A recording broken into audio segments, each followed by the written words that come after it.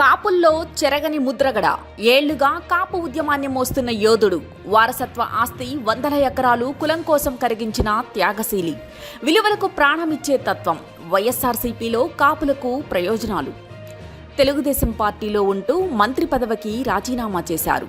స్వప్రయోజనాలు పక్కన పెట్టి కాపు ఉద్యమం కోసం పదవులు త్యాగం చేశారు. కాపు ఉద్యమ సమయంలో చంద్రబాబు కావాలనే ముద్రగడ ఆయన కుటుంబ సభ్యులను పోలీసులతో అరెస్ట్ చేయించి తీవ్రంగా అవమానించారు.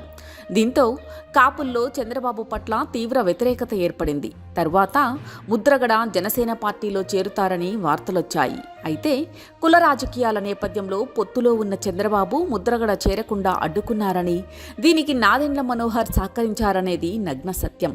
అయితే తాడేపల్లిగూడెం సభలో పవన్ కళ్యాణ్ కాపు ఉద్యమ సారథుడైన ముద్రగడ పద్మనాభం, చేగొండి హరిరామ జోగియాలను పరోక్షంగా కామెంట్ చేయడంపై కాపుల్లో తీవ్ర నిరసన వ్యక్తమైంది. కాపులకు అండదండగా ఉంటున్న వైసీపీలో చేరడంతో కొంత బలం చేకూరనుంది. ఉభయ గోదావరి జిల్లాల్లో సంఖ్యాబలంగా కాపులు అధికంగా ఉన్నారు. ఉమ్మడి గోదావరి జిల్లాల్లో 34 స్థానాల్లో కాపుల ప్రాబల్యం ఎక్కువగా ఉంది. పద్మనాభం చేరికతో పార్టీకి బలం పెరగనుంది. ఆది నుండి సీఎం వైఎస్ జగన్ కాపులకు వెన్నుదన్నుగా ఉంటూ వస్తున్నారు.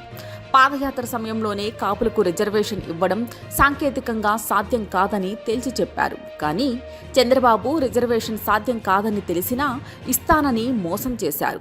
అలాగే కాపు నేస్తం అందించి కాపు సామాజిక వర్గంలో ఆర్థికంగా వెనుకబడిన వారికి చేయూతనిచ్చారు.